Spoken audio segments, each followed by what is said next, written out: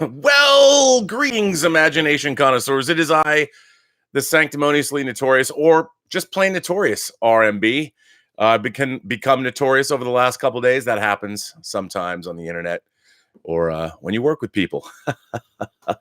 Anyway, I want to welcome you to this, the 133rd Robservations live chat with you, imagination connoisseurs of this, the Post-Geek Singularity community. I want to thank you all for being here. It's great to have you. If I could get you to remember to subscribe and especially like these chats, if you like them, this is very helpful with new YouTube analytics. So that would be most appreciated if you would do that. It is Friday today. And you know what? I decided to do a little something different. I'm just going to read every letter that I received today. Over the last basically 24 hours. I'm going to read every letter, ending with another letter I've been eagerly awaiting. Of course, the great Willow Yang has shared with me her review, and she's sharing it with you, you members of this, the Post-Geek Singularity community, her review of the second season opener of Star Trek, the original series, AMOK Time. Now, it's very funny because obviously I have grown very fond, and I'm sure all of you have grown very fond of Willow Yang through her reviews, but she also is a frequent viewer of the John Campea show, which I do in the morning. And I feel like Willow and I are in a relationship. I feel like she's like my side girl because she always supports the John Campea show, but I have to I can't jump out and embrace her on the John Campea show and go, Willow, oh my God, thank you for the support. So good to see you, and have a conversation with her like I can have with her right now, one-sided though it may be. I mean, I wish Victor Acosta would come on to the John Campea show and give us his Willow Yang hashtag over there. But it's very funny. I have to pretend, like Willow is just yet another of our great listeners to the John Campea show. And indeed she is. But let's face it, she's not just any listener now, is she? I think not. By the way, I forgot my glass of water. I just poured it, but I forgot it. But anyway, so I'm going to read every letter that I received today, which I think is interesting because they're all good. Some are from regulars, some are from people that have not written, but I'm going to save Willow's letter to the end because after all, it's a highlight. This first letter comes from Lior Hader. You know what? I think I'm going to have to even wear my glasses too. Lior Hader says, greetings from Israel, Rob. Enjoying your new program very much. I am a screenwriter and filmmaker, currently from Israel. Duh. I lived for 10 years in Canada. I just got out of the shower, which is why I'm soaking wet and my glasses are fogging up. I lived for 10 years in Canada and directed a few short films over there. Is it okay to pitch a project to you? It is something I've been working on for quite a while, but it has not managed to crack. I feel developing the script with someone else might come in handy, and I feel the subject matter will be close to your heart. I know you're a busy guy and chances are slim, but please let me know if it's possible, Lior. Well, first of all, I want to thank you for thinking of me. Here's the thing. Being that I'm in the middle of Tango Shalom and there's a few other projects I have popping, I probably can't do much with it now. And because I've produced movies and things in the past, I can't accept unsolicited manuscripts, but you just have to sign a release form. I'd love to read your project. I will send you a release form for my company, Ludovico Technique. And I just need you to sign that for me and send it back before I can read your project. But it's just a formality, but I'd love to take a look at it. I've always wanted to make a horror film in Israel. Sort of a modern day. I want to do a zombie story, but I want to make it like the Tombs of the Blind Dead. My idea was always to have everyone who's ever perished in the Mediterranean or any of the seas around that area come out from the water and lay siege to, I don't know, a coastal city. I think it'd be fun to do it in Israel. I mean, obviously you'd want to do it in Jerusalem, but they've done things like that before. Maybe in Tel Aviv. That'd be kind of cool. So, Lior, thank you for that. This next letter comes from Anthony T. Anthony T says, hey, Rob, I went and saw Aladdin this past weekend, and I got to say, I did enjoy it. To me, the film is worth seeing a second time. I have a new crush on Naomi Scott, and I thought Jafar was just fine. However, my question for you today is about my experience when I was walking into the theater. Why is it that movie theaters supply so much candy and soda and, well, crap to ticket goers? I eat a fairly healthy diet for the most part, but I think this is an issue. When you have a culture of film viewing that involves sitting down for extended periods of time, causing less motion and exercise, and then you top that off with poor nutrition, isn't that causing problems? I think some of it has to do with the habit people have when going to the theater. They know what to expect from what the theaters have always sold. Do you think there will ever be a change or a push to integrate different options to accommodate people who might want something else besides the quick sugar rush? Looking forward to seeing Godzilla, Anthony. Well, you know what, Anthony? I love this letter. This is a letter that I don't think this is really addressed too often, and I think indeed you have a point. I think the real problem is providing healthy alternatives, say fruit or other items, maybe fruits or vegetable items, are difficult to provide in a movie theater environment, and things that go bad, perishables like that. But I think healthier options might be a good idea. But the thing is, I think there's also sort of a cultural prejudice against, look, I know when somebody brings in, say, their Subway sandwich to a movie theater, I don't like smelling the salami. I like smelling popcorn. And while popcorn, the way I eat it, no butter and probably too much sugar, isn't exactly the healthiest option, I think, I know what you're saying. I mean, I drink a large quantity of diet soda, which is probably bad for me in a movie theater, and candy. And perhaps maybe not the best thing to do. So I really get where you're coming from. I think that's a really interesting, especially with so many kids who see movies. But, I think we equate sweets as part of the delectable, delicious movie-going experience. So I think it'd be a tough habit to break, but not necessarily a bad thing. I think that's really interesting. I do think that's a very interesting idea, and I think it's worth looking into. I know that there's some gourmet theaters that present other options, other eating options and things. I've never been to an Alamo Draft House, but I know they serve more food. I don't know, being that it's based out of Texas, if they have the most healthy items on the menu, but I think it's a good point. I think you make a really, really good point. And it's definitely something that probably could be addressed. God knows, with the obesity epidemic, not just in the United States, but around the world, we could all use it. This letter comes from listener Paul in Long Beach, Paul in LB, who is always good for a chuckle. I think he's got a very highbrow sense of humor, and he never fails to put a smile on my face. So this letter comes from Paul in Long Beach. Morning, Rob. Firstly, since I haven't heard a 3-word review for Rim of the World, the new Netflix science fiction film that my friend Zach Stentz wrote and is directed by McG, for Rim of the World, please allow this nugget. Cursing kids succeed. I'm going to send that to Zach, at least on Twitter. By the way, you should send it to Zach on Twitter. He's at MuseZach on Twitter. Tell him your 3-word review is Cursing Kids Succeed. Secondly, as a matter of cosmic karma, The Verdict just happens to be on TCM tonight, Wednesday, at 5 p.m. PST. I'm sorry you sent this Wednesday. I'm just now getting it. Even better, Slapshot is at 9 p.m. Pacific Standard Time. First of all, both of those movies, The Verdict is one of my favorite movies of all time. It's basically about a washed-up alcoholic lawyer who has it's that one last case to bring him redemption story. But man, it's a doozy.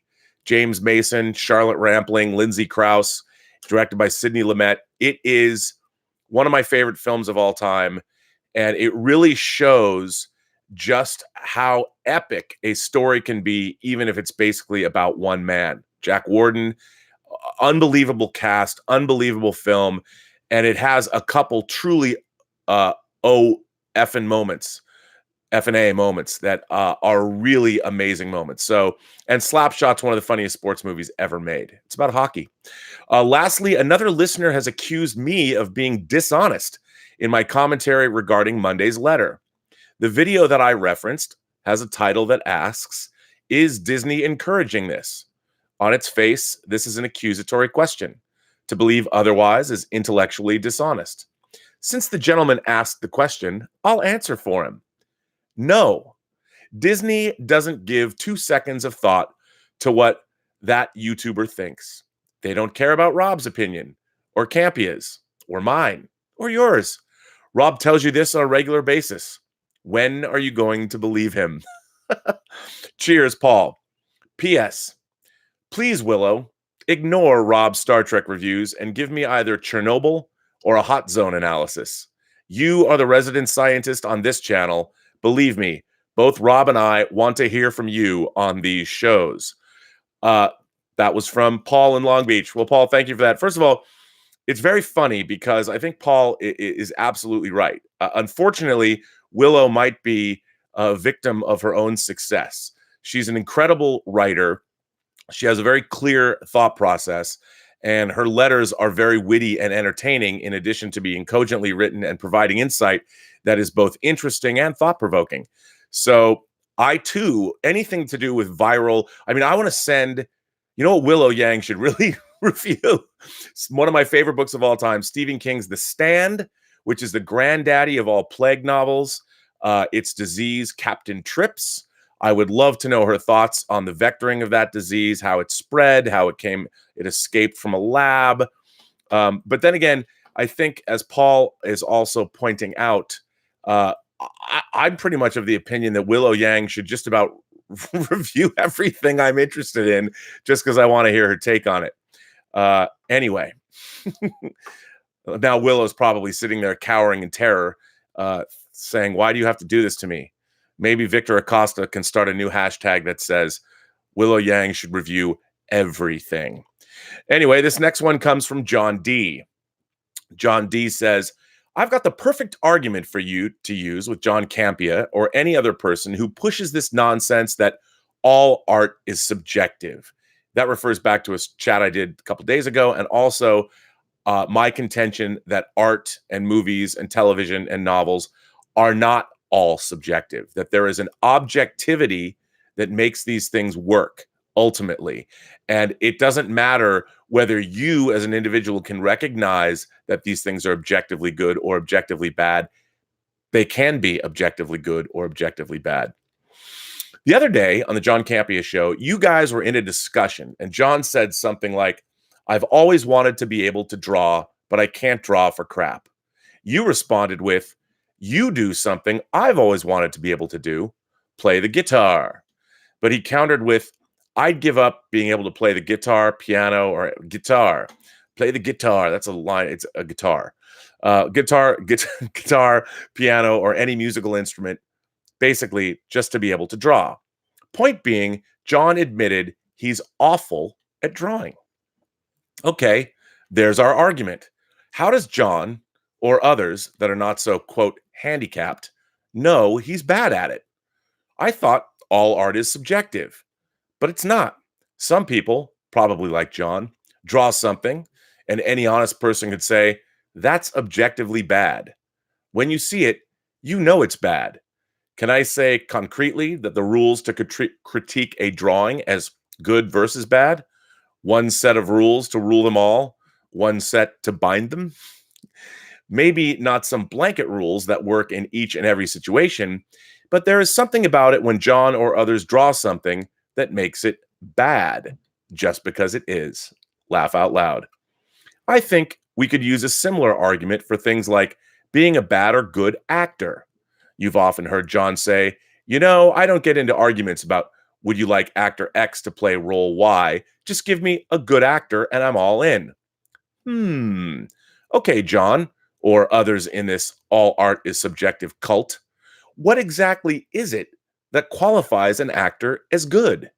I thought all art is subjective. Surely acting is an art. I could do similar arguments for many different forms of art, but I think by now you've got my point. This statement has become a quick catchphrase more than anything for John, a quick way out of a long-form answer that he just doesn't have time for on his show format, which is okay. I'm not saying he needs to do long-form on the show, but it has always bothered me.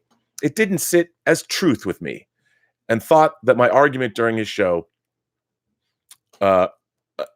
with me and thought of my argument during a show on May 28th. And I kid you not, this is in this letter. And like our favorite Willow Yang, I produced a higher education degree. For me, I was a PhD in mathematics. I actually obtained my lifelong goal many years ago. I wanted to say to Willow, I know it's tough. There are those who've never gone through it, and they have absolutely no idea how hard it is. But keep going. Stay focused to your goal, and you can do it. I never even had anyone before me in my family attend college, let alone graduate. So getting a PhD was truly a dream and a blessing come true. See, even John D, thank you, John D, by the way, for that. Even John D, a PhD in mathematics himself, is thinking about Willow Yang when he's writing his letters to me about whether or not art is subjective. That's pretty amazing, really, when you think about it. This next letter comes from Kenneth B. Hi, Rob, longtime listener, first-time writer.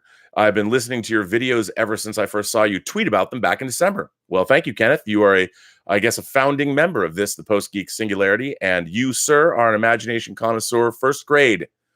I mean first grade in a military sense, not first grade in an elementary school sense. Unfortunately, due to my work schedule, I don't often catch you live. With that said, I absolutely love catching up on your videos during my commute and often while cooking. I love that. I don't have much to say today, so I'll leave this letter short and sweet.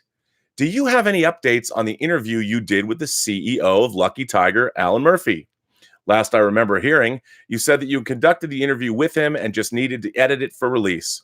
Perhaps I missed an announcement since then, but I wanted to check in since I was greatly anticipating the interview and felt like it had been a while since I'd heard updates.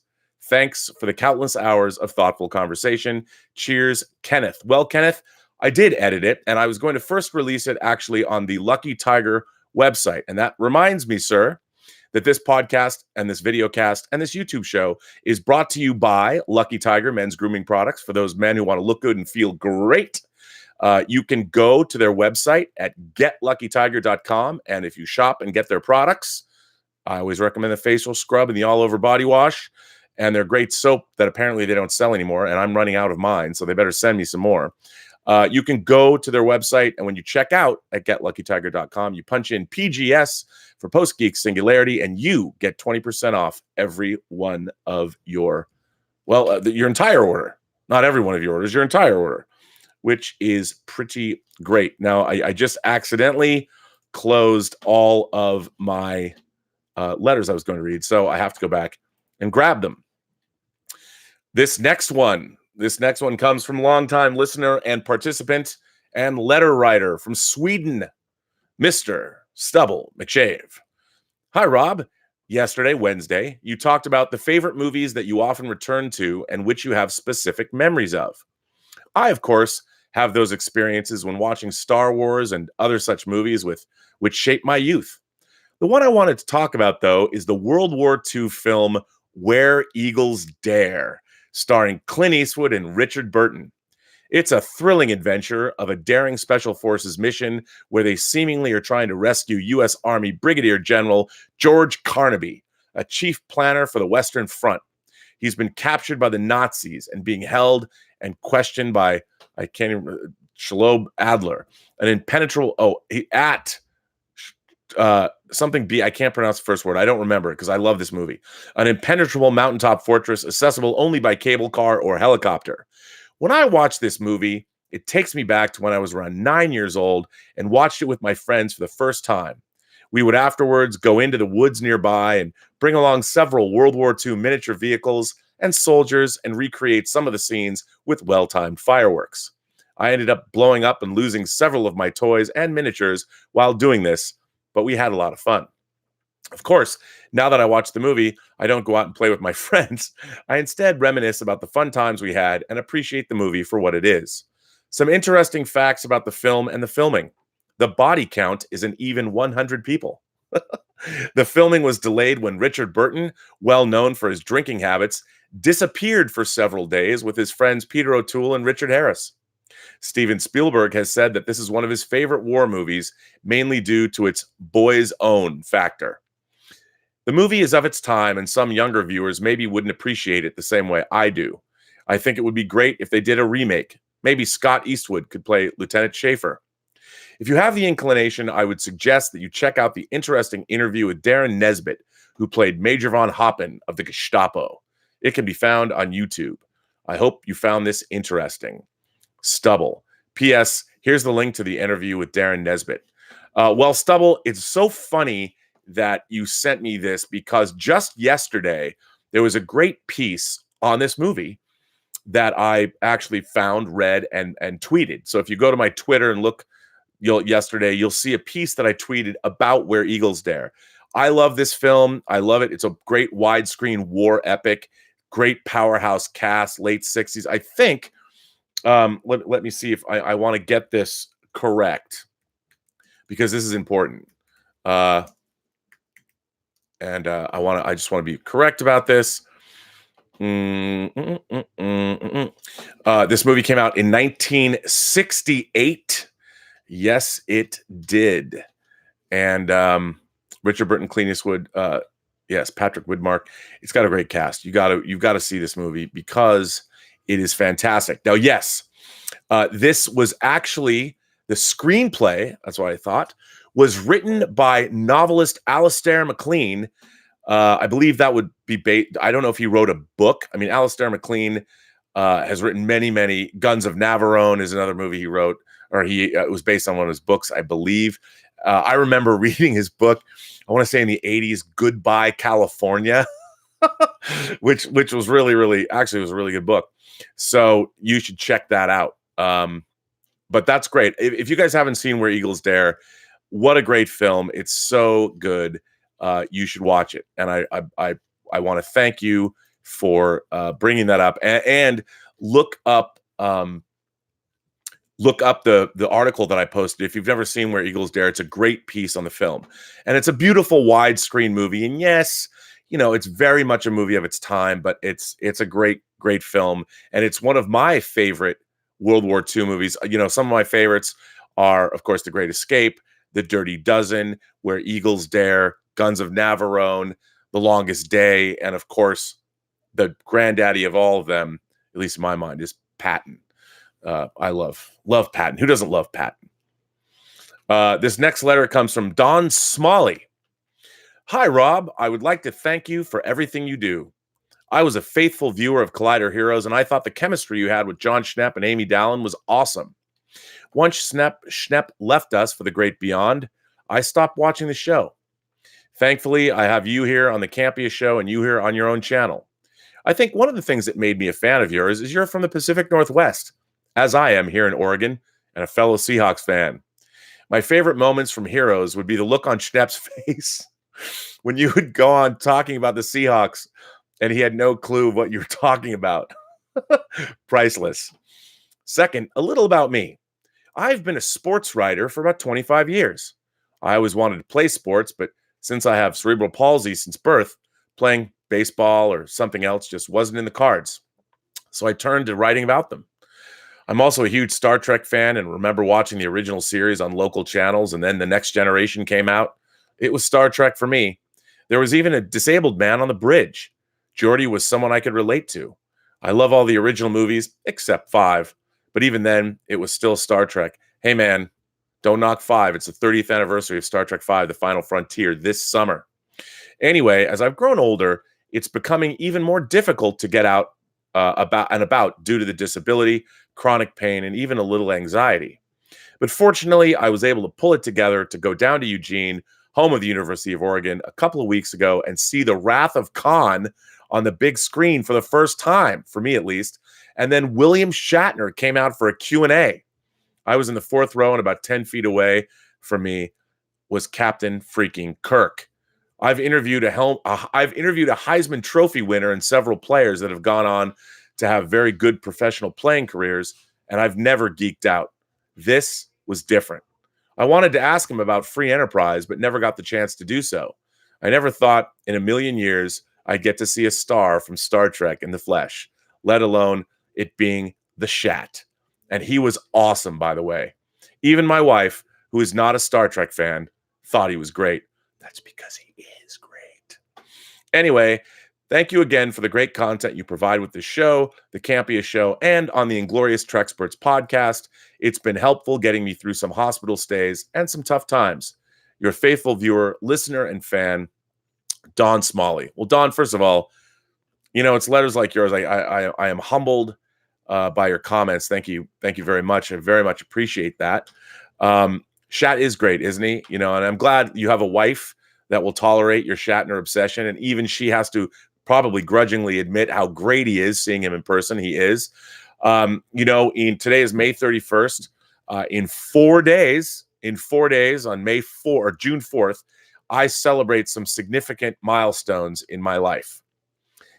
These significant milestones are, first, 1982 is, of course, June 4th, 1982 was the day Star Trek II, The Wrath of Khan was released in theaters. I saw it 4 times that opening day at the John Dance Theater. I saw every show. June 4th, 1988, a mere 6 years later, I moved to Los Angeles.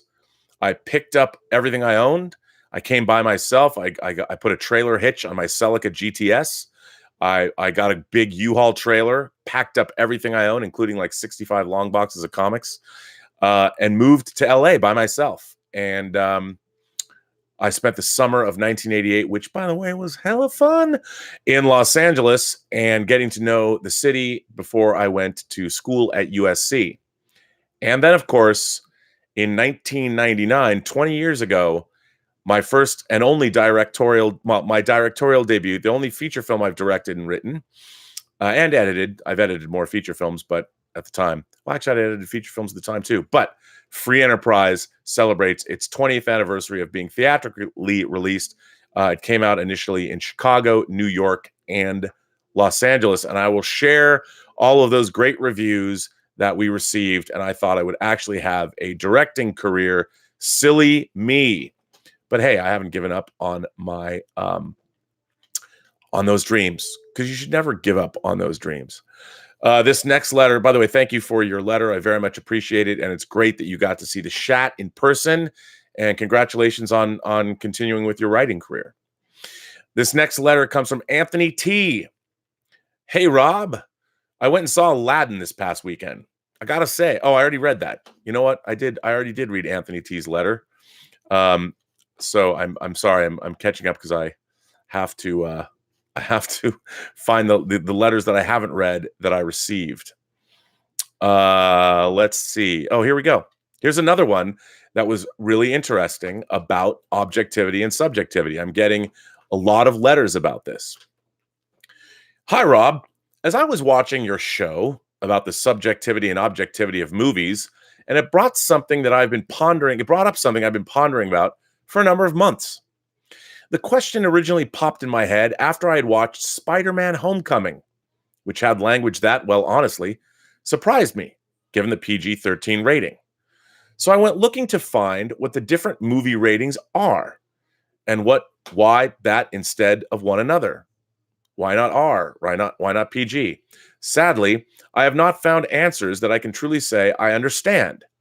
It is my understanding, if my understanding is right then, I feel the PG and PG-13 ratings are backwards. To my understanding, a PG means that if you are under 18, you need a parent or guardian. And a PG-13 rating means that if you are under 13, wait a minute, hang on. To my understanding, a PG means that if you are under 13, you need a parent. Oh, if you are under 18, you need a parent or guardian. And a PG-13 means if you are under 13, you need a parent or guardian. Then I fail to understand how a PG-13 can have things that are more adult. Listen, no. First of all, let me stop you there. You're wrong. A PG movie only means that parental guidance is suggested. It just means parental guidance is suggested. PG-13 means it's a suggestion only that people under 13 not see the movie. But that's just a suggestion. That's up to parents. Parental guidance 13, it basically is just telling you that the content is a little bit rougher than a PG movie, and maybe people under 13 shouldn't see it, but that's up to the parents' discretion. Let's see. I fail to understand how a PG-13 can have things that are more adult. And what really determines what a movie rating is or will be? Does it come from looking at the movie subjectively or objectively, or both? Please correct me if I'm understanding it's wrong so that I don't make more of an idiot out of myself than I already have. First of all, you are not making yourself out to be an idiot at all, sir. Thank you for taking the time to read this, even if it is not read on your show. Please forgive my grammar issues in this letter, and please know that in no way do I mean to start a big disagreement. I'm only looking for some straightforward answers. Well, James, this is a great letter. And I think, you touch on something many people have pondered over for quite some time, and that is our rating system.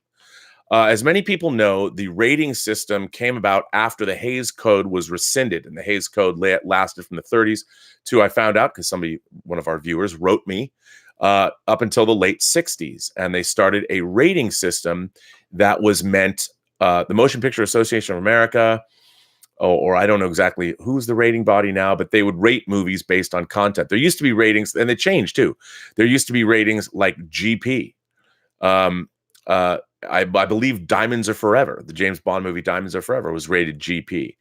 But these are, especially when the rating system came about, you had the movies. Hollywood was undergoing a transition. The Hays Code was lifted, and all of a sudden you had all these mavericks taking over the studios, making movies like the studio system was failing, and then you had all these maverick filmmakers like Coppola. Dennis Hopper made Easy Rider. Then you had all of the movies of the 70s that were they had a lot of really adult movies. Where if you go back and you watch a lot of the movies that were made in the 70s, whether it was The Godfather, whether it was Network, whether it was The Deer Hunter, I mean, there's a lot of rough material. Certainly a lot of the horror and exploitation movies like Last House on the Left, Thriller, A Cruel Picture, Texas Chainsaw Massacre. These movies would have a hard time getting an R rating today. The movies of the 70s a lot of them were really rough and very, very adult in nature. I mean, you go back and you watch a lot of 70s movies. Now it appears that we used to be a far more mature group of people than we are today. But I think that famously the PG-13 rating came about as a result of, I think, if I remember my film history correctly, I want to say Temple of Doom and Gremlins were the first movies with a PG-13 rating, or maybe those are the movies that caused the PG-13 rating, because when Mola Ram takes out one of those poor souls that were working in the mines and rips out someone's heart, basically here's how it goes. You can have a PG rating, but you can't say the word fuck. As I'm saying, you can't say that word. You can't say the F word. There goes my YouTube analytics. Please hit like on this video. You can't say that word in context, in a sexual context. You get one F word per movie, but that F word has to be in a non-sexual context. If it's in a sexual context, it's an immediate R rating. I believe if there are exposed breasts with nipple, you get an R rating, and mostly violent films are rated R as well, and movies that have sex that are sexually explicit. But then you had movies like, Henry and June, which was NC-17, those kinds of movies. And it's very interesting. But the whole thing is, it's very, very subjective. The ratings board is very, very subjective in terms of what they allow. It's very weird. It is a very, very weird thing to me. And the people that make up the ratings board, it's always been sort of weird with filmmakers. I mean, what they have to deal with, and I know people have appealed ratings because certain people they feel that they'll get an R or an NC-17 and they shouldn't have received those. It's very interesting. It's sort of very, very, very, very weird how they do that. But it's a very good question, but it's hard. It's a hard question to answer because it is very subjective, not objective. They do have a certain objective criteria, like the F word, but the ratings board, it's been a mystery the whole time. So it's a good letter, and I don't have any real answers for you, but maybe look at maybe the MPA has a website that can actually shine more light into that. I mean, I found the ratings board sort of really very interesting. And of course, remember like the X rating too, which actually was a valid rating at one point. When X-rated movies broke free, as if you watch the HBO series The Deuce, it basically shows the dawn of the X-rated film industry in New York City. People were actually going to movie theaters, couples, like when Deep Throat came out and it was rated R, rated X, you're dealing with hardcore sexuality. And that was actually a viable rating. They would still accept newspaper ads, but then those were banned. And it's crazy. The history of the rating system is actually very interesting. Jeff Hudick. Jeff Hudick is here. He wrote me another letter. I really liked his letters. This letter, I think, is great.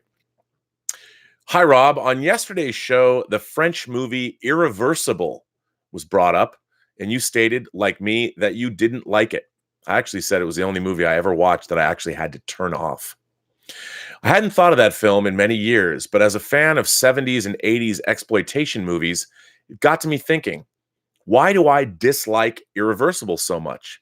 I like and own several films like Blood-Sucking Freaks, another movie that was a little rough for me, and Cannibal Holocaust, that are just as violent, and many would say just as tasteless as Irreversible. So why does this movie get my dander up so much? Well, here's why. Irreversible, in my humble opinion, is a dishonest movie. It was not made nor promoted as an exploitation film. No, it was made and promoted as an art film that was intellectually stimulating and challenging. It was promoted as using the violence in it as creative new ways to challenge the viewer to think about the deeper meanings hidden within it. So when I went to see it in the theater, I was not expecting to see another version of I Spit on Your Grave, but that is exactly what I got, not an art film. Irreversible is, without a doubt, an exploitation movie which uses violence and rape to disturb the viewer to the core of their being whilst they watch the film. It is a cheap technique used much better by directors like Lucio Fulci and Umberto Lenzi back in the 60s or the 80s. These directors knew that they were making films to simply get their audience's dander up by being as shocking and crude as they possibly could. And back in the day, it worked. I used to go see exploitation films to see exactly just how silly, offensive, and crude they could be. I did not go to these films expecting to see another Citizen Kane or Seventh Seal. No, I went to be shocked, and I was prepared to be, and I wanted to be. Often I was, too. And as sick as this may sound, I got a friggin' kick out of it. I still do when I watch my DVDs of films like Cannibal Ferox or Faro and Cat in the Brain. A film like Irreversible, which uses exploitation techniques but refuses to see itself as exploitative cinema, is being both dishonest and cruel to its viewers. By all means, if a director wants to make a film to deliberately try and shock me, go ahead. I'm game. But please, do not think that simply because said movie is in French and has a decent budget, that it is any better or different than a film like Blood-Sucking Freaks. At least Blood-Sucking Freaks knows what it is and stays in its realm of schlock movie making. Irreversible is a schlock movie that thinks it's giving us an art film that will stimulate and challenge our thinking when all it really does is offend us and piss us off. It is an offensive movie to watch because it is deeply dishonest as to the type of film that it is. Thanks again, Rob, for fun chats every day. It's a pleasure being part of the Post-Geek Singularity. Yours, Jeff T. Hudick. Well, Jeff, spot on, son. I think you brought up a really great point. I, too, love horribly violent exploitation cinema, sexually explicit, love all of those things. However, when you're watching a movie like Cannibal Holocaust or Cannibal Ferox or Faro, and you're watching The Cat in the Brain or you're watching Blood-Sucking Freaks, these movies have an element of removal in that you know, and they know, as you so astutely pointed out, that they are exploitation cinema. They know what they are. There is no pretense about what's going on. Irreversible has relentless verisimilitude. It is not a It is not billing itself as an exploitation movie. It does have a gimmick. It's told from the end of the movie backwards, which is sort of weird. Events happen backwards. The sequences are played forward, but you see the end of the movie first, and it backs up, and you see a day in the life of this couple and what happened. And to this day, it has two instances of things that I really have never been able to watch all the way through. One involves a fire extinguisher being used to bludgeon a man to death. And it is the single most shocking bit of cinematic violence I've ever seen because it is so realistic and so horrifically difficult to watch. The rape that is portrayed in Irreversible is the single most disturbing instance of violence I've ever seen perpetrated on screen in a movie, because it is relentlessly realistic. And I've never been raped myself. I've known people that have been, and I don't think anything has conveyed the horror of that crime as much as the scene in Irreversible, because it really shows it's not just horrifying because of the sexual violence it portrays, but just how evil the act really can be, and what it does to somebody. I can't watch it because for the most part I have a great love and respect for women, and it's just something I don't ever want to see again, quite frankly. But I think that's important. I mean, if you're going to depict violence on screen, even Texas Chainsaw Massacre is tough to watch because it has relentless verisimilitude. When screen violence is presented in such a realistic fashion, it's very difficult, at least for me, to distance myself from the violence. But when it's perpetrated by, say, if an American Werewolf in London, if David in his werewolf form rips off someone's head that goes bouncing through, what is it, Trafalgar Square or Leicester Square, when it bounces through Leicester Square, I like that kind of stuff because it's fantasy violence. And to go back to the rating system, I believe Irreversible is rated NC-17. You can't, when you're watching Irreversible, I can't disassociate myself as a viewer from what I'm seeing. I can't, it's no longer a movie to me. I'm actually watching something that's happening, and it's portrayed that way, and it's incredibly difficult to watch. And I think that's another thing to answer your question further about the rating system. I think the rating system, when people watch movies, they're able to delineate the intent. If there's graphic violence in a fantasy context, those films don't get that kind of a rating. That's why so many violent films will get PG-13 ratings if there's not a lot of blood spilled. If you watch the Christopher Nolan Batman movies, especially when the beginning of The Dark Knight, for instance, the Joker machine guns a bunch of dudes in that bank at the beginning of the movie, but there are no blood squibs. You never see blood in the Christopher Nolan Batman movies, because if you had blood squibs and people are getting that, like Paul Verhoeven in the boardroom of RoboCop, if you watch the uncut version, the blood squibs are ungodly amounts of blood. It becomes comedic. But and in actuality, the original version, the uncut version of RoboCop, because of the comedy aspects, it heightens the satire, and the way they actually cut it back makes it more brutal. But it really depends on how violence is presented on screen. And Irreversible is something I can't watch, to be honest. This next letter comes from Dan Allen. See, isn't it great, this letter potpourri, how many we're just bouncing from topic to topic? It's amazing, as you're all waiting with bated breath to hear Willow Yang's review of Amok Time. This one comes from Dan Allen. Hello, Rob. I listened to your chat on May 30th, and I wanted to write you about what I love from when I was a kid. Hearing about your love of Star Trek, the motion picture, Alien, and all that jazz has brought back some nostalgia for me as well. When I was a kid, I had one TV station where I got to watch all kinds of films. When I first watched Casablanca, all I could think of was how cool was Rick Blaine. I wanted to be as cool as him when I grew up. I learned how important family was while watching the Godfather films. Michael Corleone would do anything to keep his family, even though that would include killing one of them. Growing up as a sports fan really influenced me. So films like Raging Bull resonated with me because my father was a very violent man and very similar to Jake LaMotta. Athletes led very similar lives to those who watched, etched, and adored them. No one is perfect. The film that gave me the biggest emotional kick was E.T., the Extra-Terrestrial. When my mother loaded myself and my brothers and sisters into the brothers and sister into the car to go see that film for the first time, it was one of the best days of my life to that point. It was an out-of-body experience for me. I felt like I was Elliot and E.T. was a part of my life. When they went on the road together and the bicycles took off up in the air, they went right through my drive-in theater. I cried and I had so much emotion during that film. Films like these have led me to be the fan film that I am and the pundit I am today.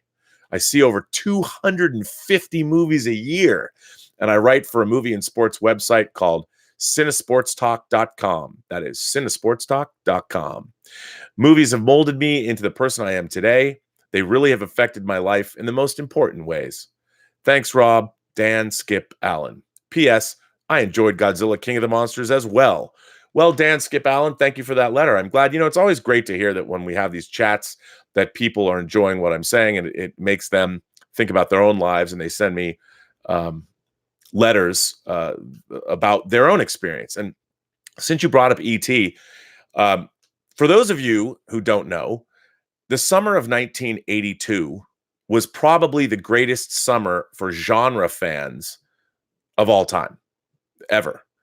In one summer, basically the space of 2 months, from May to July, we got, let's see, Conan the Barbarian. We got Star Trek II, The Wrath of Khan, and Poltergeist on the same day. We got the American release of The Road Warrior.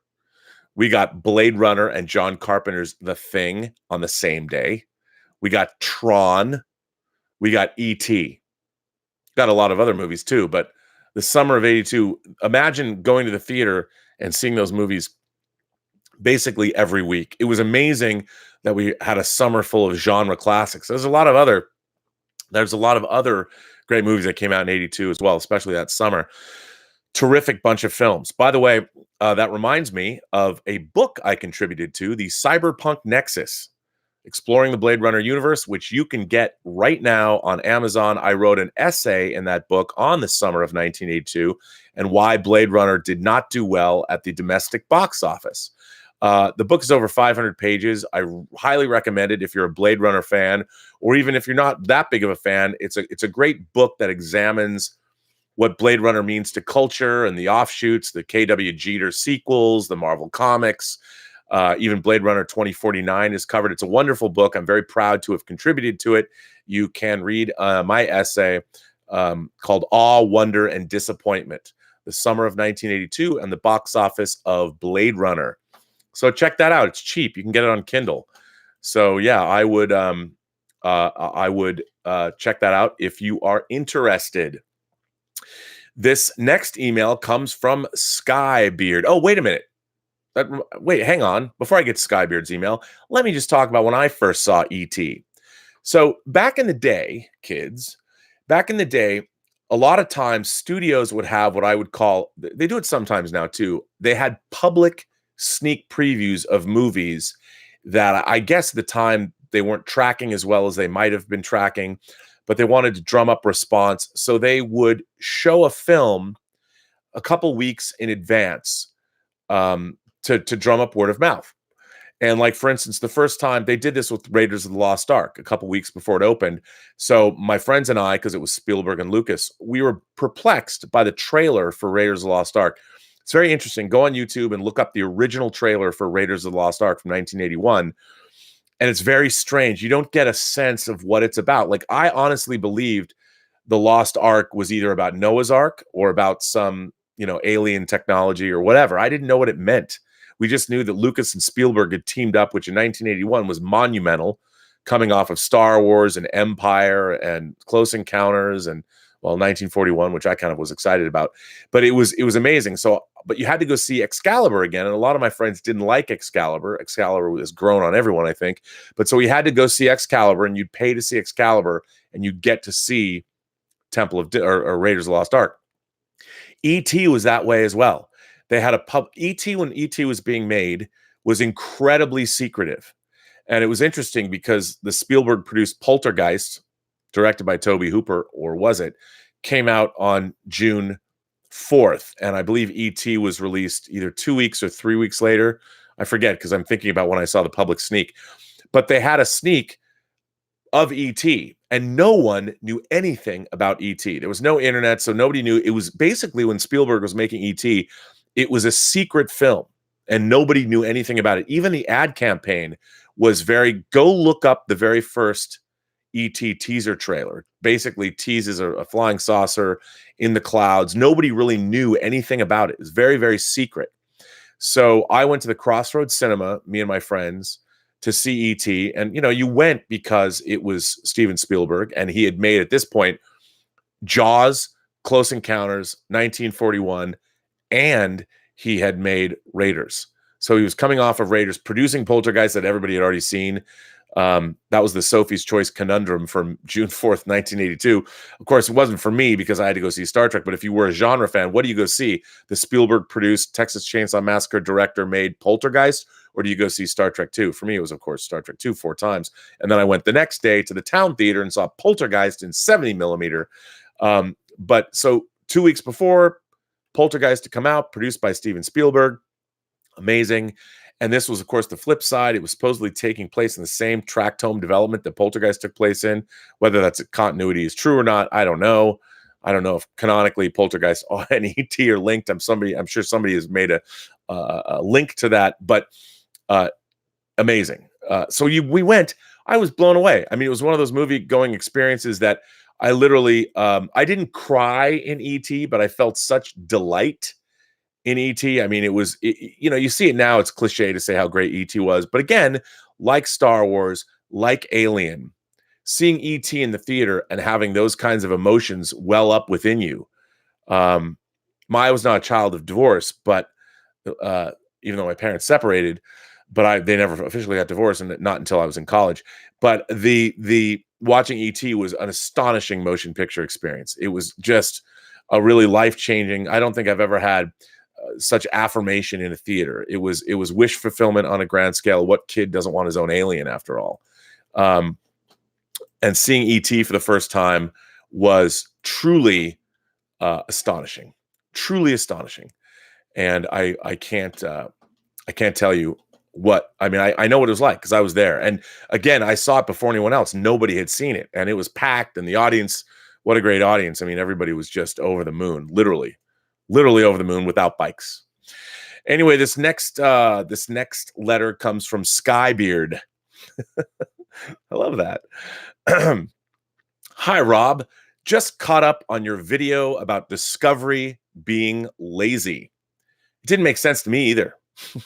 I have a degree in physics and a PhD in planetary science, so I obviously appreciate a basis of science in Star Trek. By the way, I want to point out that this is the second PhD letter from a PhD that we've got today. I mean, and we've got Willow watching, who's a PhD candidate. We had all kinds of PhDs, all kind of academic overachievers up here in this hizzle. So remember, you members of the Post-Geek Singularity community, we're the most highly educated community on the interwebs, or at least on YouTube. How great is that? Intellectual dork web? Damn, we sure are. Very proud of all of you. Anyway, hi, Rob. Just caught your video about Discovery being lazy. It didn't make sense to me either. I have a degree in physics and a PhD in planetary science, so I obviously appreciate a basis of science in Star Trek and in science fiction in general.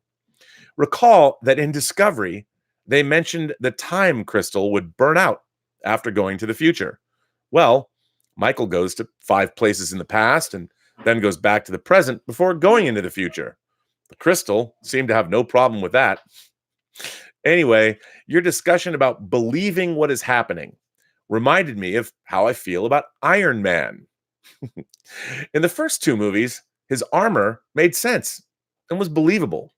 As time went on, his armor just got more and more unbelievable.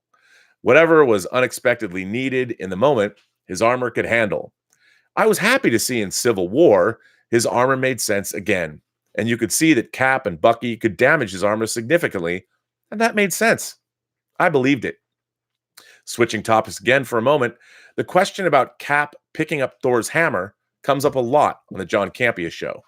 And if I'm not mistaken, doesn't the hammer also interpret the situation and the desire of the person in the moment? I've always thought so, actually. I thought some could pick up the hammer in the comics because the desire of the holder in the situation was pure and they were worthy.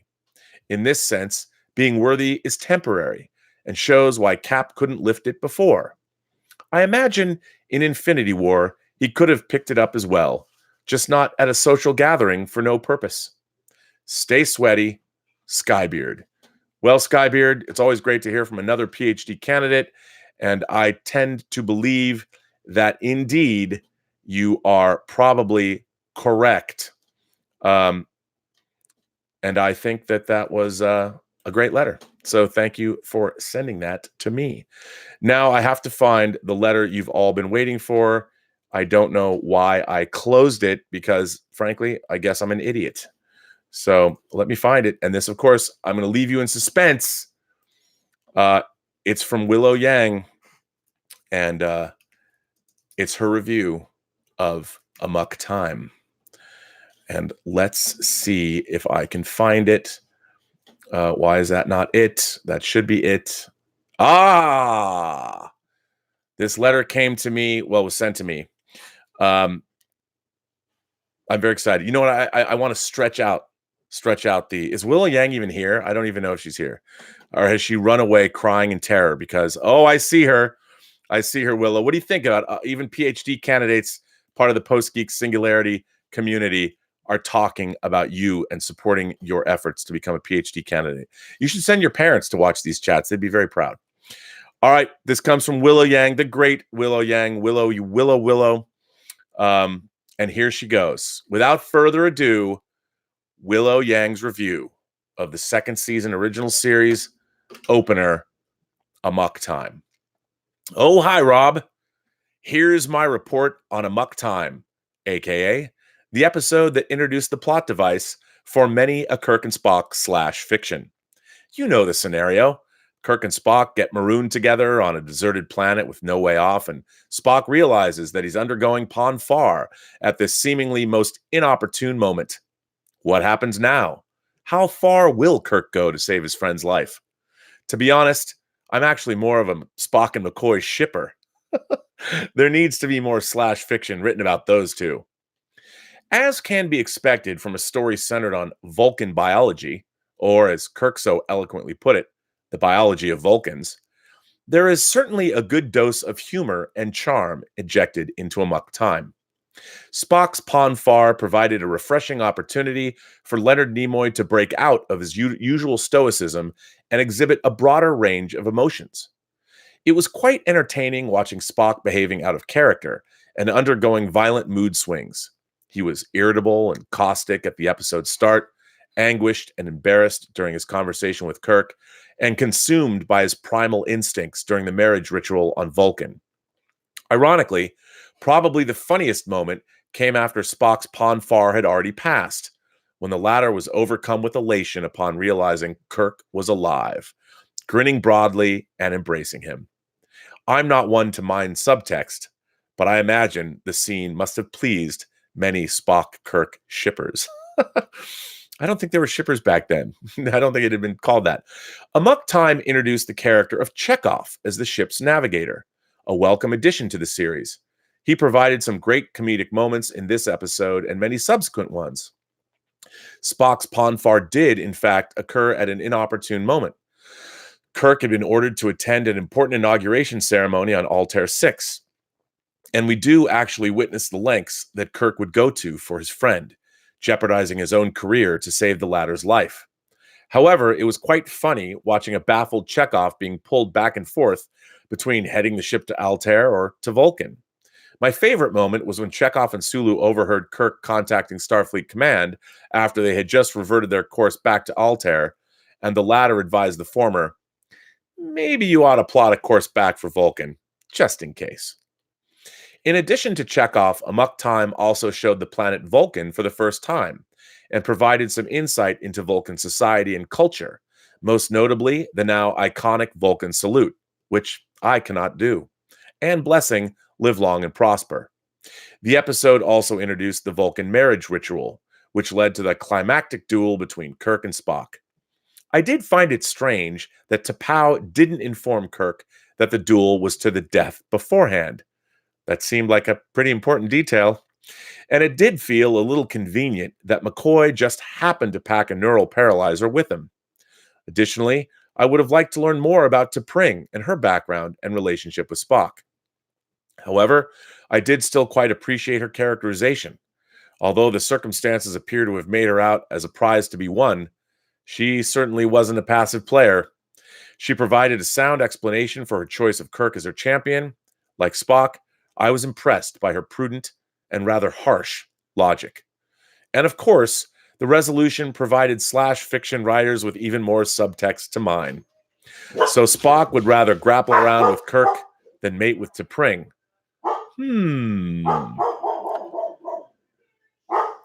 There are people coming in because Elizabeth works out of home. She has a hair salon here, and she has clients coming and going. And Gilbert loves to bark at everyone who comes and goes.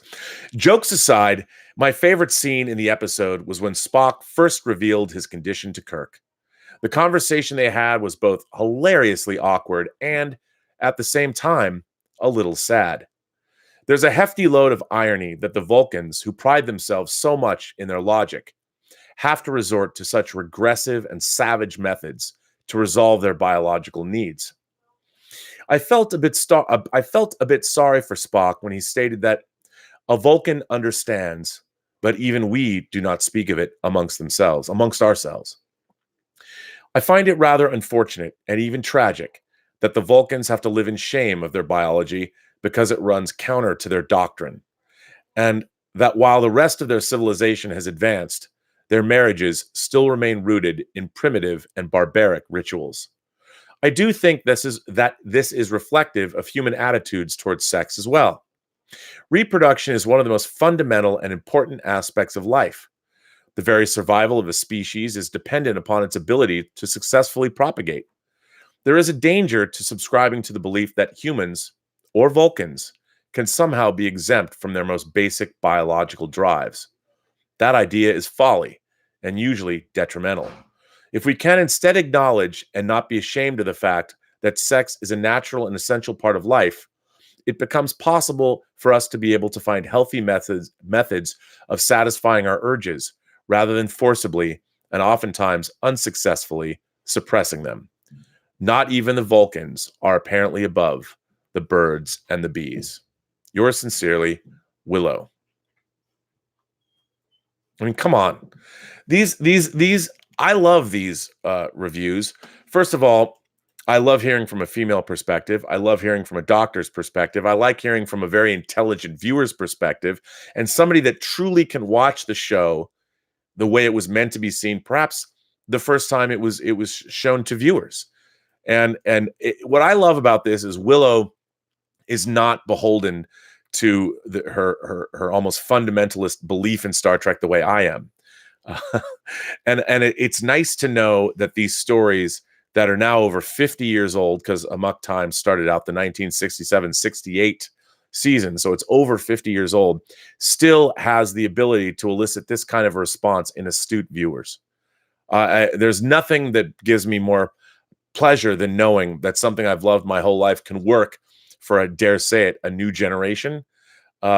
It's great. It's so great to hear, and that's one of the things I really like about hearing from Willow, and to be honest, hearing from all of you, all the members that are watching these chats, all the members of the Post-Geek Singularity community who watch these chats and respond to me and write me. All the letters that you heard today are thoughtful and interesting and fun to read and fun to share. So, I can't thank you guys enough for participating in these chats and continuing. I mean, half these chats have evolved into is hearing back from you and having back and forth and things. And I can't thank you enough. And please keep sending me letters to theburnettwork.net.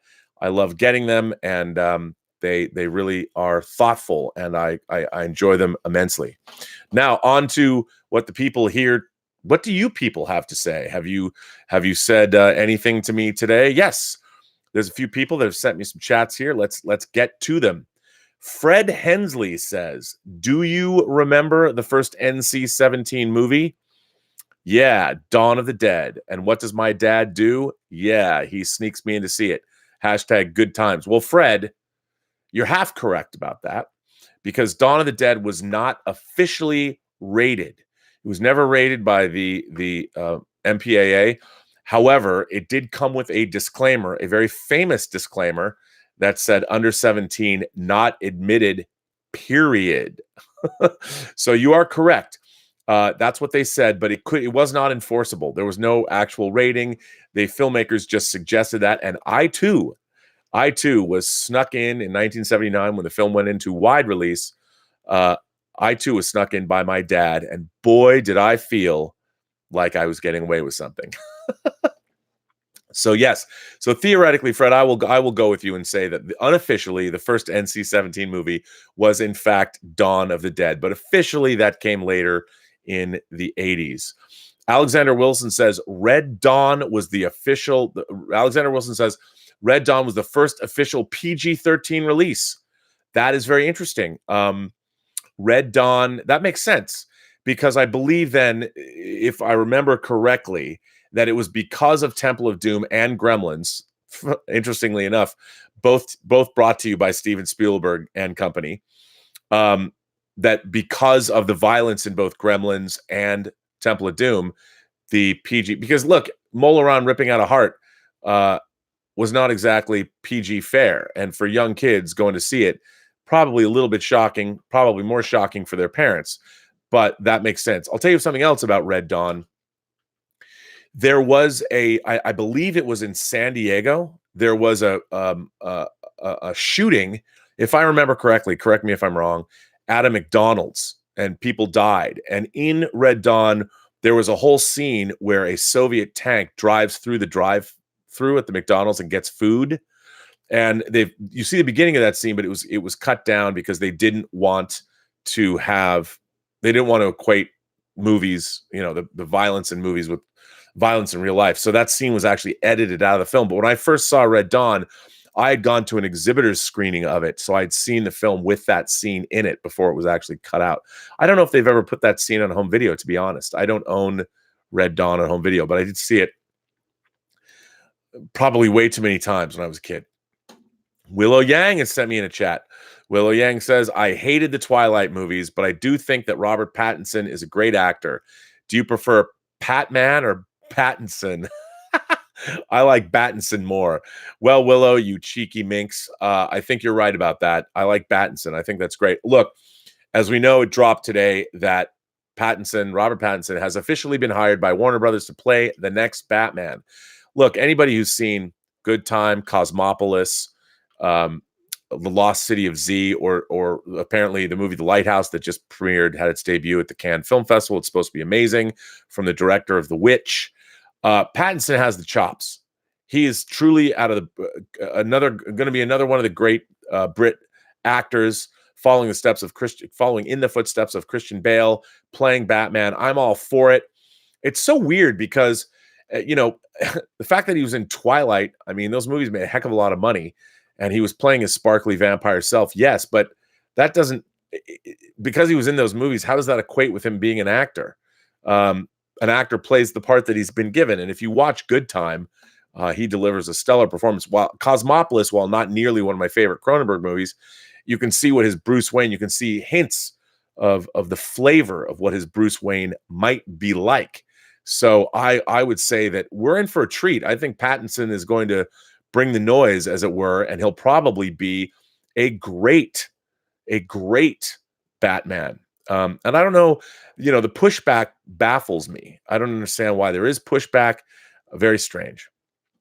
Stubble McShave says, just saw the first 2 episodes of Good Omens. Okay, for those of you who don't know, Good Omens is a mini-series. Well, it's a series, I guess, not a mini-series. A series that just dropped on Amazon today that stars Michael Sheen and our favorite Doctor, the 12th Doctor, Doctor Who.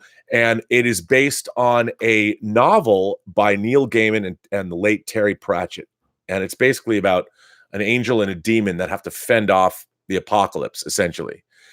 I don't want to ruin anything for you guys, but I am deliriously excited to watch this. I'm going to binge it all weekend. I love Neil Gaiman's work. His seminal The Sandman's my favorite comic book of all time, because it's a comic book that's actually about storytelling itself. It's fantastic. I can't wait to watch this. So Stubble says, just saw the first 2 episodes of Good Omens. Interactions between Tennant, oh yeah, I didn't say David Tennant, and Sheen were really good. The second episode was best. Can't wait to see the rest. Oh, only the first 2 episodes dropped? Damn it. I guess I can't binge it. I am deliriously excited for this show. I can't wait to see it. I cannot recommend reading the book highly enough. I mean, you know, if you liked Hitchhiker's Guide to the Galaxy or things like that, it is a monumentally entertaining read. It's so good. It's so much fun. So yeah, I can't recommend it highly enough. I think you guys should all watch it. Now, you know what? You'll probably all get around to it because I'm sure it's great. I'm sure people think it's great. I mean, maybe they don't think it's great. I don't know, but I would tend to think it's great because it is great, isn't it? Let's see. Does anybody have anything? What do you got going on here? What do people have? What are people saying in the chat room? Matthew Gaudette says, what do you think of Conan the Barbarian with Arnold and directed by John Milius? I love Conan the Barbarian. I didn't like so much Conan the Destroyer that was directed by Richard Fleischer. It's a little cheesy, but I loved Conan the Destroyer. John Milius was the perfect director for it. I love Basil Polidorus' score. I loved Mako in the movie. I loved Sandal Bergman. Sandal Bergman, who was one of the lead dancers from All That Jazz in the erotica sequence. She comes into her own playing Conan's compatriot. I love the fact that she was maybe not the best actress in the world, but she really looked the part. No one could wield a giant scimitar-esque sword the way she could. I love that. Dieter Bastian says, hey, Rob, have you seen the audience Rotten Tomato meter for Godzilla King of the Monsters? Clocks in at 90% at the moment. Haha. Very interesting. I did say on Twitter that Godzilla King of the Monsters was going to be very divisive or divisive. I still don't have a pronunciation on that. I've got to go look it up on the internet. I knew it was going to be that way because it's what people are looking for from fantasy cinema. There's a lot of people that want their fantasy cinema to be, I would call it grounded. You know, they even want to see that a giant monster movie has, and I'm not against this, verisimilitude. They want to believe it. And the melodrama that is, by the way, a staple of Asian science fiction and Godzilla movies. If you're going to go for a recreation of what a Godzilla movie is supposed to be, or what it could be, or what it really is, and you want to skew more toward the Toho films, that melodrama and the human drama can be heightened, and I don't mind that. I really like that, and I loved Godzilla King of the Monsters. I thought it's a movie that knew exactly what it's supposed to be. It knows what it is. So it doesn't surprise me. Like I said, my quote on Twitter, my review on Twitter, I said, watching Godzilla King of the Monsters was as if my 8-year-old inner child snorted a mountain of Tony Montana-sized cocaine. That was my review of Godzilla King of the Monsters. I stand by it. Because it was like, you know, everything my inner child wanted from the film, I kind of got from that movie. It was it was so much fun to watch. I thoroughly enjoyed every minute of it, and it gave me exactly, it knew what it was supposed to be. It really knew what it was supposed to be, and I really, really, really enjoyed it. Destiny Captain says, yes, RoboCop is better in the director's cut. That film was my favorite from that year. I went 15 times. 1987, RoboCop came out. You know, it's interesting. I loved RoboCop. I still think, you know, the trifecta of Paul Verhoeven's of his American movies. His first English language film was Flesh and Blood with Rutger Hauer and Jennifer Jason Leigh. And that came out, I think, it was 85. That was his first English language movie. Then he made RoboCop in 87. Total Recall came out in 90. Basic Instinct, I think, was 92. Starship Troopers was 96. And that, to me, was his classic period. He made Hollow Man after that. And then that wasn't so good. And then after that, he's made, like, Black Book. And he's made Elle. It was Elle with Isabelle Huppert. Was that? I think that was... And then he did make a couple more films with other people. But I'm a huge Paul Verhoeven fan. If you want to see a great thriller that it's a little over the top, like all of Verhoeven's movies are, but you need to watch his Dutch film, The Fourth Man, that stars Jeroen Corbet and Renee Stausendijk. Forgive my pronunciation, but basically it's about a bisexual writer who goes on a weekend author's retreat to speak to a group of aficionados, and he runs across a woman who may or may not have murdered her 3 previous husbands, and at the same time he falls in love or in lust with her boyfriend, her beautiful male boyfriend. Well, that's what a boyfriend is, male.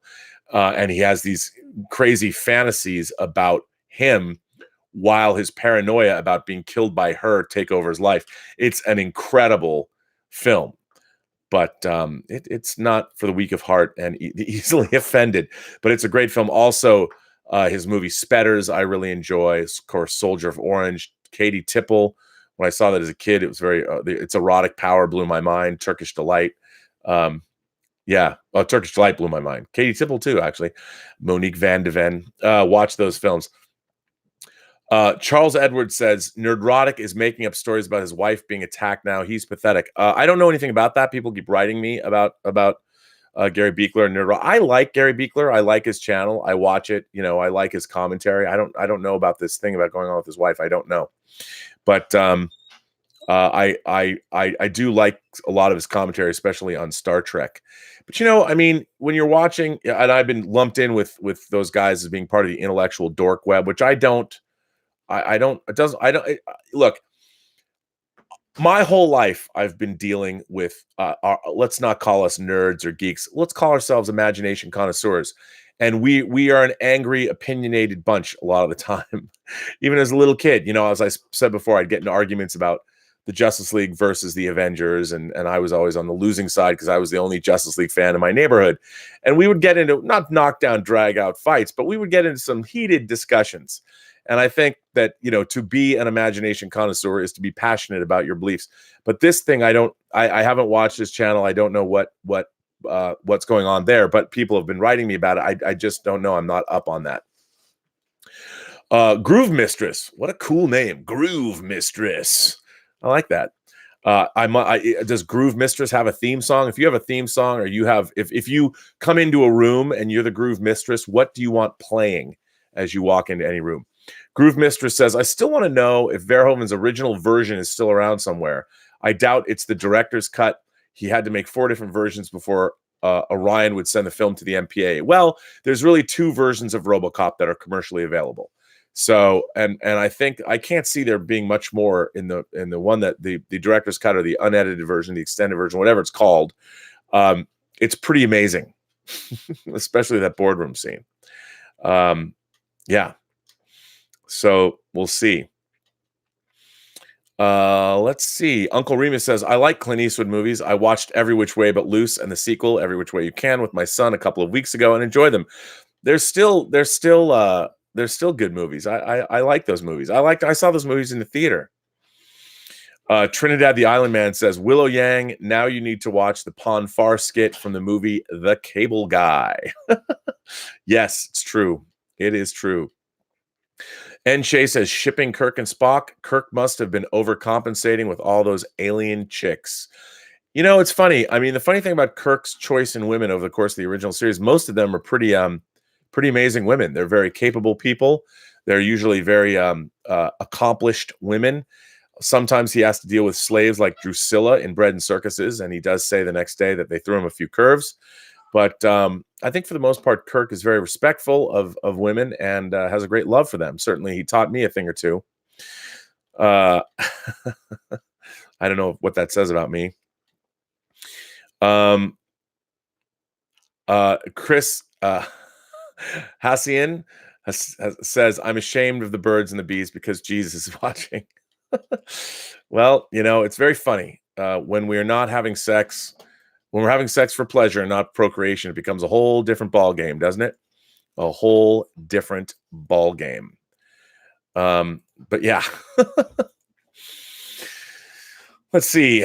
Alexander Wilson sent me in another chat. Thank you, sir. What movies that you think are great but hard to watch after the first watch?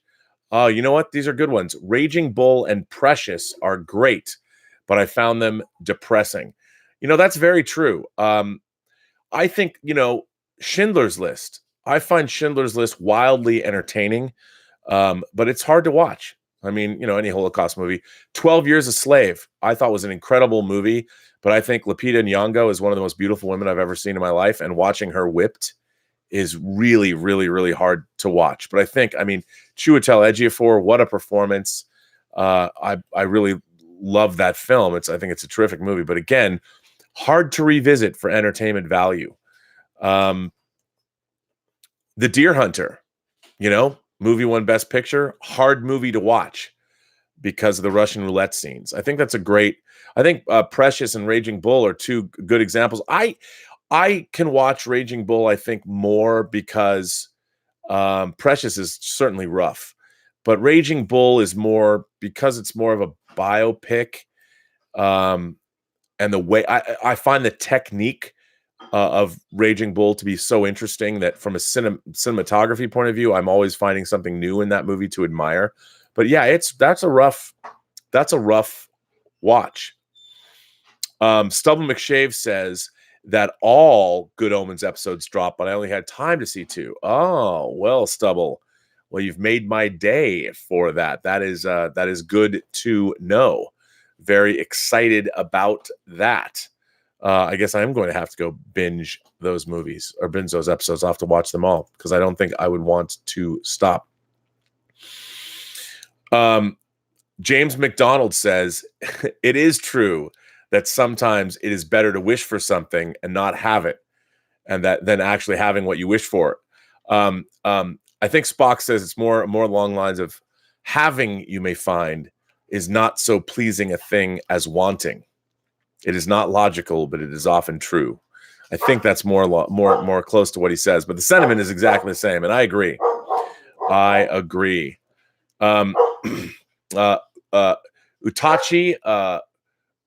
Uchiha, one day I'm going to get this name, asks, Burnett, have you seen Brian De Palma's Carrie from 1976 in the theater? I didn't know that both actresses Sissy Spacek and Piper Laurie were nominated for the Oscar Awards for actress for Carrie in 1976. I love Carrie. It's funny. The first time I ever went to Hawaii, I was staying at the Kaanapali Beach Hotel. I want to say it was in 75 because Carrie would have come out in 75 and the Oscars were at 76. I want to say, yeah, it was 75. It was Christmas of 75. And I remember going to see the movie Heroes. I believe it was Heroes with Henry Winkler. And I was standing in line and I think it was a girl who was telling me all about Carrie. And I had not discovered Stephen King yet, but I was hearing all about the movie and I couldn't wait to see it. And I didn't actually get to see Carrie until a revival. I want to say I saw it in 78 or 79 in the theater. That was the first time I saw Carrie. I saw it in the theater. And I loved Carrie. I think Carrie is a spectacular film. It's one of the best Stephen King adaptations. The cast was uniformly great. Piper Laurie, terrific. Sissy Spacek just killed it. I mean, Piper Laurie, I pray you find Jesus. I loved it. And of course, one of the great shock endings in the history of cinema. I thought it was great. Charles Edwards said Pattinson will make a horrible Batman. Well, Charles, people said, Heath Ledger would make a horrible Joker. I think you should wait and see. Give him a chance. Give him a chance. I think you should give everybody a chance because why not? Let's see. What are people are saying? AJ Lancaster said, worst King adaptation. My vote is Desperation, says AJ Lancaster. That's a good question. There's been a lot of bad King adaptations. Desperation wasn't so great, but that was done for television, right? It was TV. And I don't know. I don't know if I'd agree with you there, but it wasn't very good.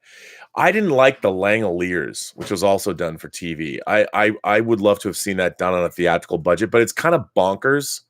The Langoliers is pretty weird, so I don't know how you would visualize that. But it wasn't. I didn't think it was great. Some people really like The Langoliers, but there's been a lot of bad King adaptations, unfortunately. But there's been a lot of great ones too, and I'm really looking forward to The Long Walk. Just Plain Steve says, you get to spend a month on the Enterprise of your choice. Which do you choose? Well, just plain Steve, I would ask you, what is my position on the Enterprise? I want to be captain. But if I could just spend a month on an Enterprise, I would probably want to spend a month on the Enterprise D or the Enterprise E, just because they're so much bigger and they have holodecks and there'd be lots of interesting stuff to do. I hope I could go out on away missions. The ships are so much bigger, so there's more to explore. But of course, my favorite Enterprise is the refit Enterprise from Star Trek: The Motion Picture. So I'd like to, spend time on that. But, Star Trek: The Motion Picture, when you're in the Enterprise, you don't get to look at the beauty of the Enterprise, which is sort of akin to what it's like to make love to a woman or a man, if that's your thing. You can't stand, it's ironic. You can't stand away and admire the beauty and the wonder of the person that you're with while, things are happening. I mean, you can, but it's like you can't, if you were inside the Enterprise, you couldn't be flying around it like at the beginning of Star Trek: The Motion Picture, when you're looking at that beautiful starship in all of her glory for 5 minutes with that awesome Jerry Goldsmith theme, which is kind of good. It's still my favorite. It's still my favorite Star Trek movie, even though Adrian Iscaria thinks I'm crazy. But Adrian Iscaria is wrong. Midnight's Edge After Dark says, I interviewed the director of the It miniseries, Read by Nature. Was that Tommy Lee Wallace who directed the It miniseries? I'm not sure now that I think, because if it was Tommy Lee Wallace, let's see who directed the It miniseries, because I don't remember. It miniseries director. Yes, Tommy Lee Wallace. Tommy Lee Wallace, who directed the It miniseries. You know what else he directed? Halloween 3, Season of the Witch. Yeah. I love Halloween 3, Season of the Witch, because it's great. Stub McShave says, I'm amazed that Private Pyle from Full Metal Jacket is played by the same guy that was Wilson Fisk in Daredevil. That's right, Vincent D'Onofrio. He is amazing. Yeah, he's amazing. Uncle Remus says the Dark Tower was awful. Yeah, you know what? Squandered potential. Fenwar says, Robert, have you ever thought of taking a live call from your viewers? You know what, Fenwar? That's a great idea. I've got my Wirecast software. Maybe I should make it so I can. I mean, it would be fun to do live calls, but you know what the problem with live calls would be? I would have my great moderators, Jim, Terry, Greg, and Mike Bodden, who is in Europe. I mean, I can't imagine forcing calls to go through Terry and Jim and Mike. I mean, they would have a good time, but those poor gentlemen, I don't know what they would do.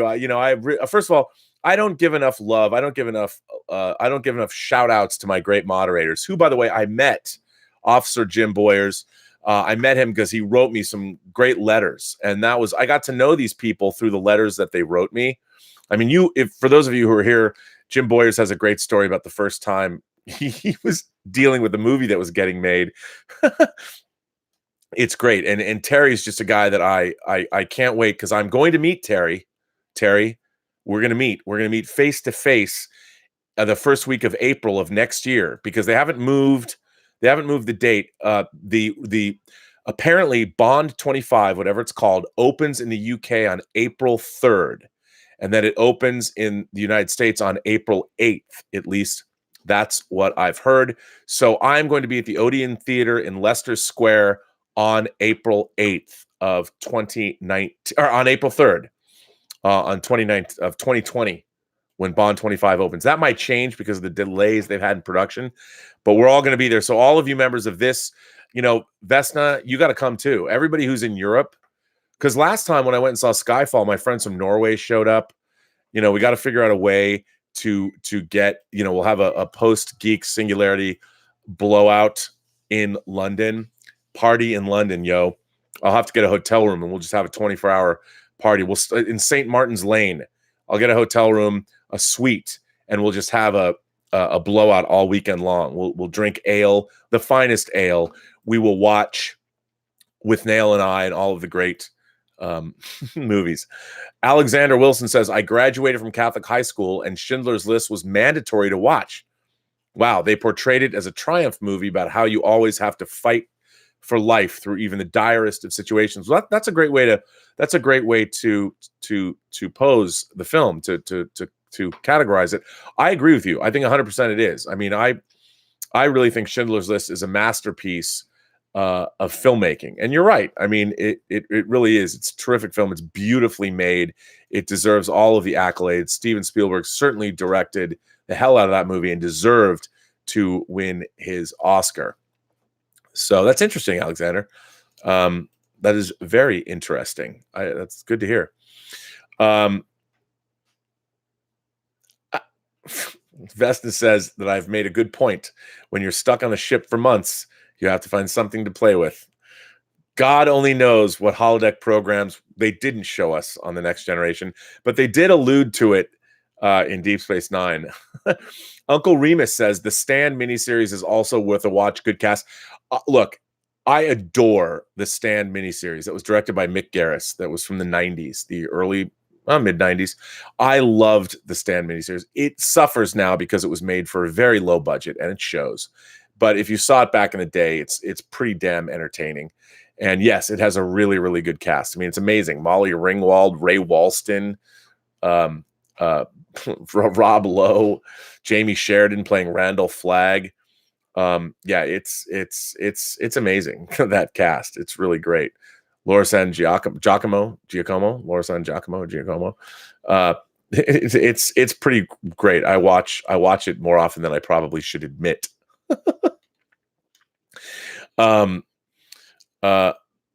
Midnight's Edge says Mick Garris is a tough cat to get an interview with. Interesting. I wouldn't have thought that. Tekkaman Baldy says the Orville showed us those holodeck files with Bortus. Yeah, they really went for it with what the holodeck is all about on the Orville.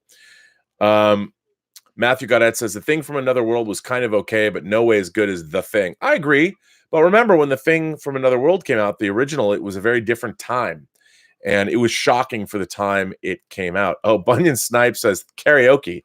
Oh, I guarantee it. You know, let's look into that. Let's investigate this right now, so we'll find out exactly what day we're talking about here. So, April 3rd, 2020. What day is that? What day of the week? I don't know. April 3rd, 2020 is Friday, and the 8th would be Wednesday of April. That's what they said, Friday. So, okay, if Bond 25 opens on a Friday, that seems odd to me, but okay, if it opens on a Friday, I have to find out if it truly opens on April 2nd. That means we got the weekend. So, yeah, party in my suite, which, you know, I'll save up Super Chat money, so I'll buy all the drinks too. Although I wouldn't say no if you're going to buy me a drink. I wouldn't say no to that at all, but we should plan on that. Post-Geek Singularity party in London at St. Martin's Lane in a suite and you're all invited, all of you, because why not? Why shouldn't you be? Wouldn't that be fun? I look forward to that. Let's see what anybody else says.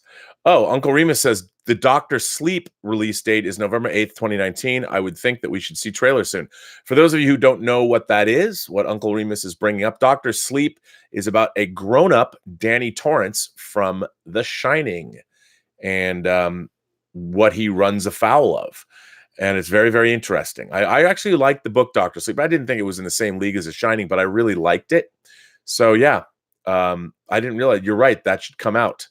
I would like to. I can't wait to see that movie. Matthew Goddard also asks, is it really going to be Craig's last 007? Nope, it'll be his last 007. I mean, the guy's getting up there. Long in the tooth. He's played Bond longer than anyone else. Stubble McShave says, in school, we had to see Cinema Paradiso. It's great. Cinema Paradiso really is great. I love Cinema Paradiso. It's one of the great movies about movies. You can't go wrong with Cinema Paradiso. I really believe that. Josh Crichton says, Rob, I'm going to be starting to get my ideas for the movie I want to make. It's going to be a cross between National Treasure, They Live, and Eyes Wide Shut. Also, there's going to be a prelude interview. I'm in. I'll see that movie. Uncle Remus says there's supposed to be a Stan Stephen King series coming soon on CBS All Access. Good news, as long as the Star Trek Discovery and Twilight Zone writers aren't involved. You know, they've been trying to crack. What's really interesting, there's actually a Stan script. I don't know if you can get it on the internet, but Rospo Pallenberg, who wrote John Borman's Excalibur, wrote a script for The Stand that I used to have. I don't know where it is now. Maybe it's in one of my boxes in the garage, but there's so many people that have taken a crack at The Stand. I love that book. I adore that book. I think I actually adore the unexpurgated, not the 1990 re-release where he added a bunch of pages. I like the 823-page Signet paperback the best. I had the hardcover too, the original hardcover, but it was not an original. It was from the Science Fiction Book Club. One of the things that I most want to get in life was when they released The Stand, the unexpurgated version in 1990. The publisher made this like $1,000 edition that came in a slipcase. One day, if I have just disposable income, I always wanted to buy that version of The Stand just to have it and like put it on like an easel or something, so it would just be in the middle of a room and you could worship that. So anyway, I think it would be great. James McDonald says, my favorite original series episode is The Doomsday Machine. I even have a ship in Star Trek Online named the Constellation NCC 1017. That's pretty awesome. I like that. Fenwar says, the Stand miniseries was totally miscast and poorly adapted. The novel is much better if overlong. How dare you, sir? I've read that book like 10 times. I love it. Bartomac says, I saw Rim of the World, thought it was okay. Actually liked it more before the alien showed up. Yeah, the alien design in Rim of the World was a little goofy. No verisimilitude. But I thought it was fun. You know, I always support my friends. You know, I watch their stuff, and it was great to see Zach get that credit and write that movie and get it made. You know, it's so hard to get movies made today, and I thought it was great. Enshay says, other great movies about movies. Ed Wood and the Disaster Artist, absolutely. The Big Picture is a great movie about movie making. 8.5 is one of the great movies about movie making. There's a lot of great SOB, which we talked about the other day. Of course, My Beloved, The Stuntman, and all that jazz. Contempt, Godard's Contempt. There's a lot of great movies. Josh Crichton says, Rob, is Campia invited to London next year? If so, make sure he dresses like Sherlock Holmes, please. What a kick to see it in a photo. Well, you know, I haven't talked to John about it. I know he doesn't like crowds, believe it or not, but why not? We could make it a whole event. We could, if we broadcast from London, we could write off the show. You know, put it on our tax return, not write off we could write off the whole trip. I'll do that because why not? Yeah, Emmanuel Ericart says, saw an interview with Zach Stentz, the writer of Rim of the World, with Kevin Smith. Pretty cool guy. Going to try and check out the movie tonight. The trailer looks fun. I think it's fun. I think it is fun. And I love that one of my friends, you know, made that movie. Thought it was terrific. Anyway, guys, girls, gentle beings, non-binary aliens, however you identify, you're all welcome here at the Post-Geek Singularity, you imagination connoisseurs and members of Post-Geek Singularity community. First of all, I want to thank everyone who's here. I want to thank everybody by supporting this channel through super chats. If you like this, please go down and click that thumbs up. Please subscribe to the channel. Continue your ongoing support. I really, really very much appreciate it. I really love having you guys here. Share on social media. It's important. They've changed the YouTube analytics somehow, and it's really great when everybody likes the channel and subscribes. I will be back on the John Campea Show on Monday. I will be here on both Saturday and Sunday. If you're in the Pasadena area, you can actually stop by. There's the Pasadena Art Walk, and my girlfriend Elizabeth will be here. You can come and see her artwork. And heck, if you're a member of the Post-Geek Singularity and you stop by, I can show you my Hot Toys collection. But anyway, thanks for the ongoing support. And remember, these chats are brought to you by Lucky Tiger Men's Grooming Products for those men who want to look good and feel great. And I'm going to find out, did I answer the question, now that I'm thinking about it, about my interview with Alan Murphy? You know what? I'm going to find out if I can drop it, because I have it edited and ready to go. Maybe I'll do it as a standalone video on the Burnettwork, because he addresses the Post-Geek Singularity community directly and talks about some of his influences, movies that he liked. So I should really do that. But anyway, I want to thank you again for your ongoing support. And remember, if you go to getluckytiger.com and you want to buy any of their products, you can use the PGS code when you check out and get 20% off your order. And thank you all the members of the Post-Geek Singularity community for being here. I will be back tomorrow, probably at noon, and noon as well on Sunday if you want to join me for more Post-Geek Singularity goodness. So remember, every person that you meet has a story to tell you have yet to hear. All you have to do is listen. And with that, I say, have a better day.